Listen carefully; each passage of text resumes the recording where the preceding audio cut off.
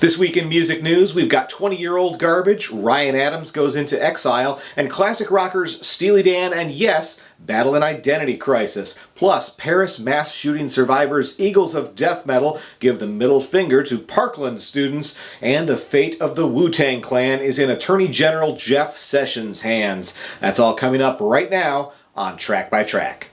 Hey everybody, my name's Kyle, and this is Track by Track, music reviews, news, and commentary. It's Friday, March 30th, and here's some of the music news that I've been tracking during the past week. In the wake of the shootings at Parkland High School and the March for Our Lives event, there's been no shortage of angry voices on both sides of the gun control debate. Who would have thought, though, that some of the harshest criticism of the students from Parkland would come from a survivor of another mass shooting? Eagles of Death Metal frontman Jesse Hughes ranted on social media this week, calling the Parkland students' actions pathetic, saying they were playing hooky at the expense of 16 of your classmates' blood, and calling them vile abusers of the dead. The comments shocked many, considering how Eagles of Death Metal were on stage during the mass shooting in Paris in 2015 that claimed the lives of 89 concertgoers. Hughes later posted a follow-up comment essentially saying he shouldn't have mixed his politics with rock and roll. He did not, however, make any apologies for his harsh criticism of the Parkland survivors. Stick around for the end of this video and I'll have the last word on this story. Is U.S. Attorney General Jeff Sessions a fan of rap music? We may find out, as the Justice Department, it seems, will have to decide what to do with the one-of-a-kind album by the Wu-Tang Clan that was seized as part of the case against infamous pharma bro Martin Shkreli. The disgraced pharmaceutical kingpin notoriously bought the sole copy of Once Upon a Time in Shaolin by the Wu-Tang Clan for $2 million back in 2015. Now that Shkreli is in prison and the recording has been seized by the feds, will the album be returned to the clan, or as government property will it become public domain? Probably neither, as the original contract for the album's sale remains in force, saying that the album was for personal use only and could not be resold for 88 years. Ultimately, the decision may be up to Attorney General Sessions, or as he's known by his Wu-Tang name, Rough Destroyer. 2018 marks the 20th anniversary of the sophomore album from the alt-rock band Garbage. Version 2.0 was packed with hits, including Push It, I Think I'm Paranoid, Special, and When I Grow Up.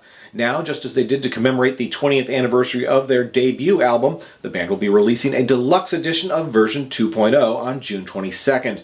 This anniversary edition will, of course, feature a remastered version of the original album, as well as 10 B-sides and non-album tracks. It'll be available as a 2 CD or 3 LP set, as well as on digital. Although the deluxe vinyl edition will contain typical black platters, there will also be a 2 LP edition of just the remastered album, released on orange vinyl. When Ryan Adams teased an announcement this week, it seemed most likely to be news about a new album. After all, he's been sharing snippets of new music on Twitter and Instagram in recent weeks, and even said that the album was nearly complete. But instead of officially announcing his follow-up to 2017's Prisoner album, Ryan Adams revealed his plans to stage a tribute concert to the Rolling Stones. Dubbing the event Exile on Bourbon Street, Adams has teamed up with legendary producer Don Was to put together a full album performance of the Stones' masterpiece Exile on Main Street.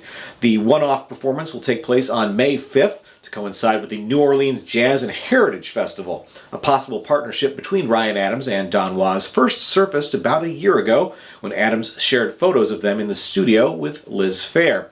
There's no word yet on whether Was had any official role on upcoming albums by either Phair or Adams. On April 14th, the 2018 Rock and Roll Hall of Fame induction ceremony will be held, and among this year's new members is the American new wave band The Cars. In advance of their induction today, the band is releasing 2 of their biggest albums in new remastered and expanded editions. Shake It Up was the 4th album from The Cars, originally released in 1981, and featuring the hit title song as well as Since You've Gone. The expanded edition adds 8 tracks, including demo versions of those hits, as well as other rarities and early versions. Also getting an upgrade is The Cars' biggest album, 1984's Heartbeat City. This is the album that turned The Cars into MTV superstars, with hits like Magic, Drive, You Might Think, and Hello Again. The remastered version adds 7 bonus tracks featuring remixes, demos, and B-sides. Both deluxe editions are available now, and I'll put links to those in the description below. And speaking of the Rock and Roll Hall of Fame, last year's inductees, yes, are celebrating their 50th anniversary with a summer tour of the U.S. The lineup for the shows will feature Steve Howe on guitar, John Davidson on vocals, and Alan White on drums. It will not include Rick Wakeman, John Anderson, or Trevor Rabin, who do continue to tour together as a sort of alternate universe version of Yes. Or is the Howe Davidson White version the alternate universe? Depends on your point of view, I suppose. Anyway, tickets for the 50th anniversary tour just went on sale today. Will you be seeing Yes? No?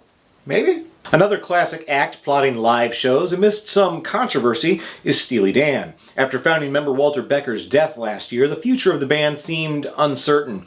There were lawsuits between Becker's estate and the other half of Steely Dan, Donald Fagen, over rights to the name as well as royalties. Now, Fagen has announced his continuing version of the band will play a residency at the legendary Beacon Theater in New York City this fall. The series of concerts promises full album performances of several of the band's most loved albums, including the classic Asia. Now, while you debate whether or not this is still Steely Dan if it's just Donald Fagen anymore, I'll add fuel to the fire by pointing out that Fagen also plans to include a full album performance of his 1982 solo debut, The Nightfly. What say you now? Alright, now it's time for the last word. Earlier I talked about how Jesse Hughes from Eagles of Death Metal went on a rant about the Parkland students holding a march for gun control. Now, to a certain extent, Hughes is uniquely qualified to make a statement about mass shootings since he survived one himself. But I think he crossed a line in the way he attacked these students. I think it's possible to respect both sides of the gun control debate, but there was nothing respectful in the way that Hughes chose to address the issue and the insulting language that he directed at the Parkland survivors.